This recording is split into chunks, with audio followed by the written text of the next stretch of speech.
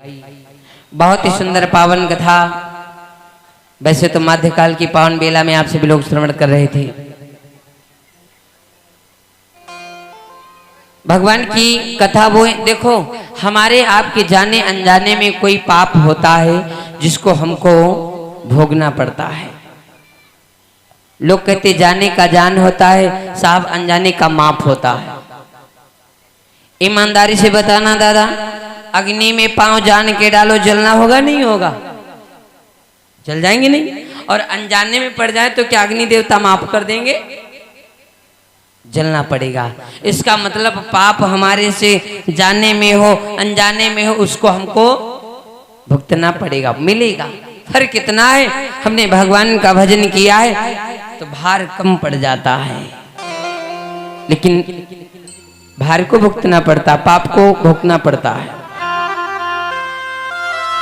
आगे करई सो अब भुगतावे, अब जो करही सो आगे पावे।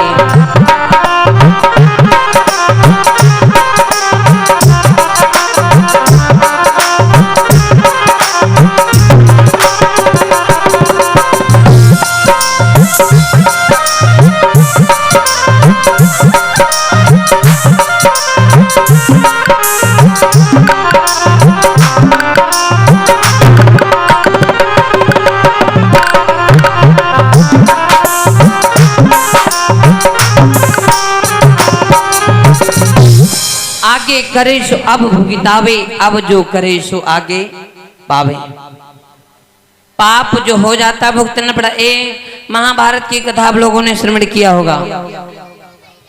भीष्म पितामह महाराज जी एक दिन के बाद जब उनको अंतिम समय आया तो उनको जानते हो क्या मिला? बाणों की सैया मिली। अंतिम समय में भीष्म पितामह को बाणों की सैया मिली। क्यों? सर लटक रहा है और बाकी शरीर जो है बाणों की सर जो नोक है उन नोक पर रखा है। पितामह जी बुलाया किसको? अर्जुन को। दुर्योधन कहता है पितामह जी अरे कहो तो मैं आपको सराहना दे दूं, कुछ मखमल की तकिया ले आऊं। पागल कहीं का। अरे मरने के समय में मेरे को मिला क्या है? बाणों की सैया मिली है, और बाणों की सैया मिली और तुम मखमल की मेरे को लगाएगा सराहना? व्यर्थ है, बेकार है। हाँ, अगर सराहना दे सकता तो कौन दे सकता है? केवल अर्जुन दे सकता है। अर्जुन आए और बाणों को ऐसे लगा दिया, ऐसे एक इधर से दो इधर से, तो गुड़िया जैसे बना दिया। पितामह जी का सर रख गया। लेकिन ध्यान देना, पितामह जी, अर्जुन तो चले गए, पितामह जी भगवान कन्हैया को देखा। कन्हैया आए तो रोने लगे। पितामह जी रो रहे हैं।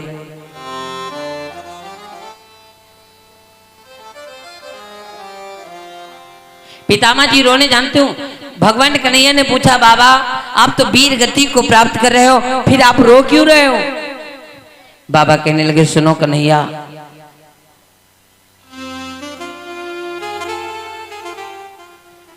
मेरे को याद है मैंने 100 जन्म तक कोई पाप नहीं किया है। मेरे को याद है मैंने 100 जन्म तक कोई पाप नहीं किया है, और फिर ये मेरे को किस पाप का सजा मिल रही है? बोलो दादा, आजकल व्यक्ति को एक जन्म की तो याद नहीं रहती है। रहती है? थोड़ी देर पहले हमने कोई पाप किया वो मैं भूल जाता हूं। और पितामह जी कहते मेरे को 100 जन्म तक याद है मैंने कोई पाप नहीं किया, फिर मेरे को बाणों की सैया क्यों मिली? भगवान कन्हैया कहने लगे बाबा याद करो,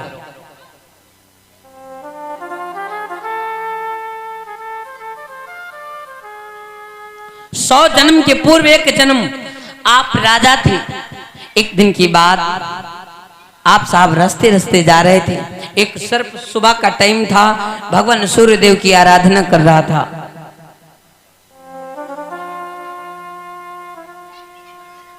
प्रातः होता ना तो जितने जीव होते भोले बाबा के और सूर्य देव के सब आराधना अपने अपने आराध्य के करते हैं, विनती करते हैं।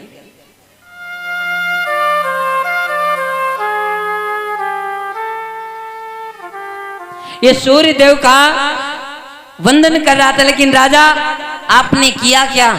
उसको रास्ते से हटाया नहीं। आपकी रथ जा रही थी, आपने निकाला तीर और मार दिया। एक तो वो मरा नहीं, उठा करके उसको फेंक दिया, और वो जानते हो कहां गिरा? एक कटीले पेड़ पर गिरा, जैसे बबूल या बेरी का हो। कटीले पेड़ पर गिरा, और एक दो दिन में नहीं, वो महीनों तक लगा, लेकिन उसकी मौत नहीं हुई। महीनों सूख के मर गया, भूख के मारे मरा। तो मरते समय में वो श्राप लगा दिया था सर्प ने, ए राजन,